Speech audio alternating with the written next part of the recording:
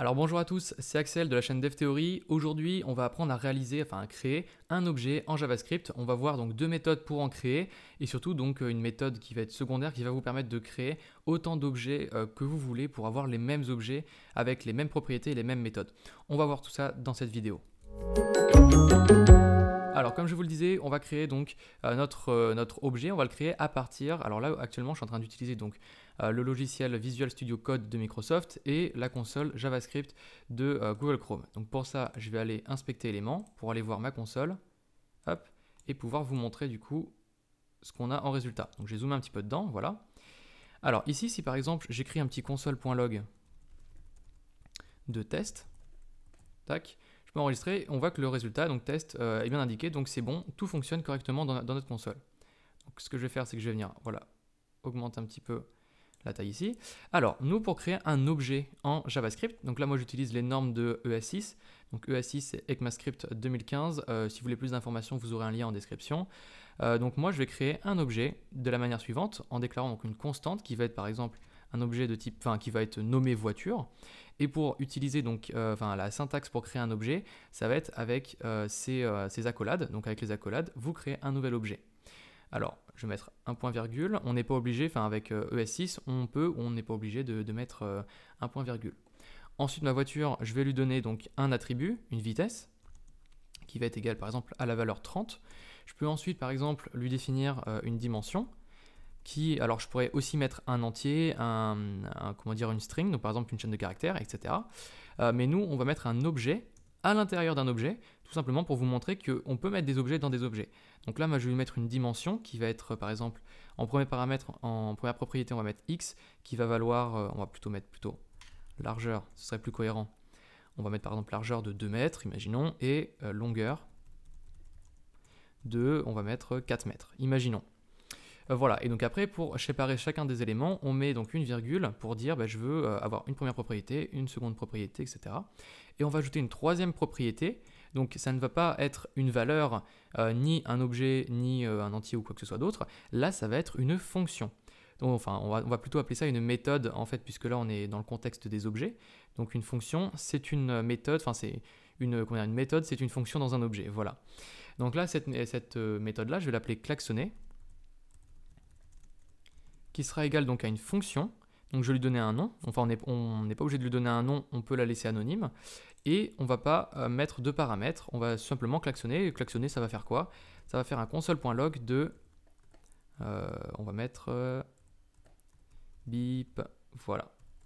Voilà, c'est tout ce que ça va faire. Ok, et donc là, j'ai créé mon objet voiture. Donc là, c'est ce qu'on appelle un objet littéral. Donc ça, c'est ce qu'on appelle un objet littéral. Maintenant, ce qu'on peut faire, donc là, on voit que j'ai enregistré, il n'y a rien qui s'affiche en console, c'est tout à fait normal. Donc là, c'est simplement un objet. Ce qu'il faut, c'est que si je veux accéder à une propriété, donc si par exemple j'ai envie d'afficher une propriété de mon objet, donc je vais faire un console.log de voiture, et ce qu'il faut faire, c'est que pour accéder à une propriété, on doit utiliser la syntaxe point le nom de la propriété. Donc si je veux accéder à la vitesse, ce sera point vitesse. Si j'enregistre, j'ai ma vitesse 30 qui apparaît.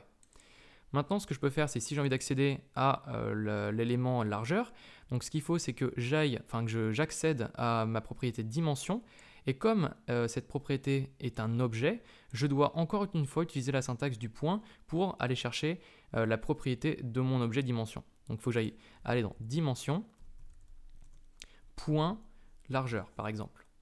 Et donc là, ça me permet d'accéder à la largeur de ma voiture, qui est numéro 2, qui est 2 en entier. Et donc là, ça me permet d'accéder à mes différentes propriétés. Ce que je peux faire également, c'est venir exécuter une méthode de mon objet. Donc là, pour l'exécuter, je fais voiture, point, donc toujours la même syntaxe, point klaxonner. Et là, si je fais juste ça, en fait, ça va juste donner la référence de la méthode. Donc la référence, on en parlera un peu plus tard dans de prochaines vidéos. Et lorsque cette vidéo sortira, donc elle sera en lien en description pour avoir plus d'informations sur ce que c'est qu'une référence. Mais avant ça, donc ce qu'il faut comprendre, c'est que là, notre méthode, on va l'exécuter. Donc pour l'exécuter, en JavaScript, il faut mettre les deux parenthèses ici pour exécuter une méthode. Donc là, je l'exécute. Et ce que ça fait, c'est que ça me fait console.log de bip. Ce que je pourrais faire, c'est évidemment mettre une logique dans ce bloc-là, donc par exemple en faisant une addition, en exécutant une autre méthode, etc. En bref, on a beaucoup de possibilités. Moi, je me limite simplement à un petit console.log pour vous montrer ce que ça fait. Donc ça, c'est la première méthode pour créer un objet, tout simplement. Mais le problème, c'est que ça a ses limites. Et les limites, c'est quoi? C'est que tout simplement, cet objet, mais en fait, si on veut en avoir plusieurs, donc si par exemple j'ai envie d'avoir une voiture 1, une voiture 2, une voiture 3, en fait on va être limité puisqu'on ne peut pas dupliquer un objet qui est défini de manière littérale. Pourquoi? Vous allez le voir. Si par exemple je dis let voiture 2 est égal à voiture 1, donc à voiture tout simplement, et si par exemple j'ai envie de dire voiture 2 par exemple point vitesse est égal à on va dire que la vitesse va être égale à 10. Donc là, je suis en train de dire ma voiture numéro 2 c'est égal à ma voiture numéro 1, enfin ma voiture, et je change la vitesse de ma voiture numéro 1. Si je fais un console.log maintenant de voiture et de voiture numéro 2, donc on va faire un console.log des deux pour vous montrer. Hop. Donc là, je fais un console.log des deux. Donc là, j'ai simplement modifié la vitesse de la première. On voit que ma voiture 1, enfin ma voiture et ma voiture 2 ont la même vitesse. Et donc ça c'est une notion qui vient, qu'on va détailler un peu plus en détail dans une prochaine vidéo, comme je vous l'ai dit, qui est la notion de référence. Donc nous, c'est pour ça que, en fait, on a un problème, c'est qu'on ne peut pas dupliquer un objet.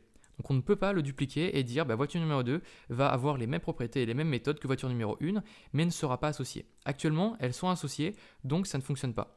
Et donc pour résoudre ce problème-là, on va utiliser une nouvelle méthode qui va nous permettre de créer un objet en fait comme on veut. Et cette méthode-là, je vais vous montrer donc, comment on la définit. C'est ce qu'on appelle une factory function. Donc une fonction de création, de fabrication. Donc on va l'appeler factory function. Voilà, factory function. Et ça va nous permettre de simplement créer notre voiture. Donc c'est une fonction qui aura le nom de notre objet. Donc nous, on va l'appeler par exemple voiture. Et donc comme JavaScript est sensible à la casse, on peut mettre un V majuscule. Ça ne va pas interférer avec le V minuscule de voiture. Donc voiture, et en paramètres, en fait ce qu'on va faire, c'est qu'on va prendre en fait notre objet à l'intérieur de voiture, ici, et on va le mettre à cette place-là. Donc ici, ce qu'on va faire, c'est que ma voiture, je vais retourner un objet, et cet objet-là, en fait, ça va être l'objet que j'avais défini dans mon objet voiture.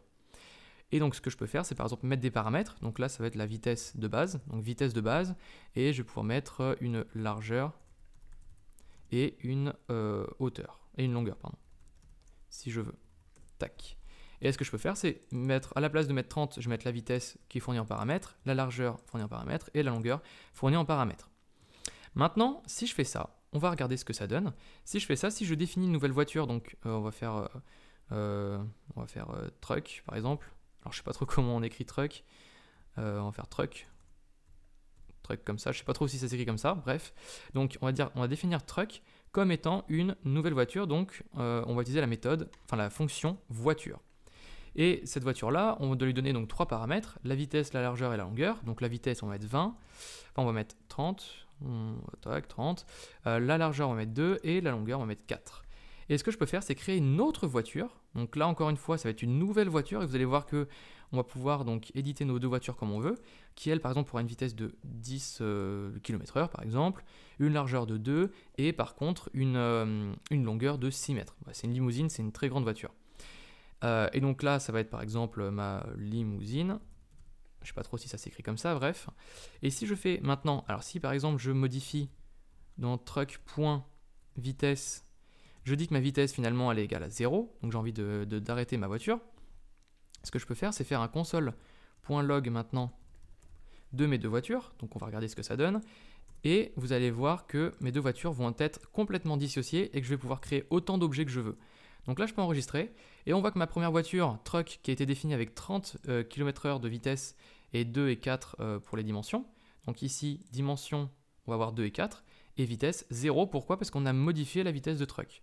Par contre, dans mon second objet, j'ai bien ma vitesse à 10, qui est définie ici, à limousine, mais comme on n'a pas modifié notre vitesse, elle reste à 10 tout simplement. Et ensuite, ma dimension est de 6 et 8 mètres, par exemple, pour ma dimension. Donc en fait, ça, c'est la méthode qui permet, c'est une des méthodes qui permet de créer un objet en JavaScript.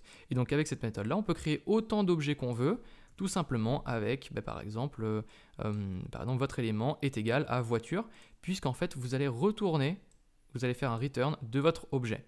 Donc voilà, ça vous permet de créer un objet et surtout qu'en plus votre objet va être dynamique puisqu'en fonction des paramètres que vous allez transmettre, les propriétés n'auront pas les mêmes valeurs. Voilà, j'espère que cette vidéo vous a plu. Vous pouvez rejoindre, si ça vous intéresse, le club JS Master pour simplement rejoindre plusieurs développeurs en JavaScript qui essayent de devenir des experts dans leur domaine. Donc vous aurez le lien en description. Et si ce n'est pas le cas, donc vous pouvez vous abonner à la chaîne YouTube également pour profiter de toutes les nouvelles vidéos qui vont arriver. On va parler de JavaScript de manière beaucoup plus en profondeur que la plupart des autres vidéos. On va essayer d'avoir un sujet qui va être bien plus couvert avec toutes nos vidéos et nos formations en plus. Donc bref, vous avez tous les appels à l'action dans la description. Je vous souhaite une très bonne fin de journée. À la prochaine. Au revoir tout le monde.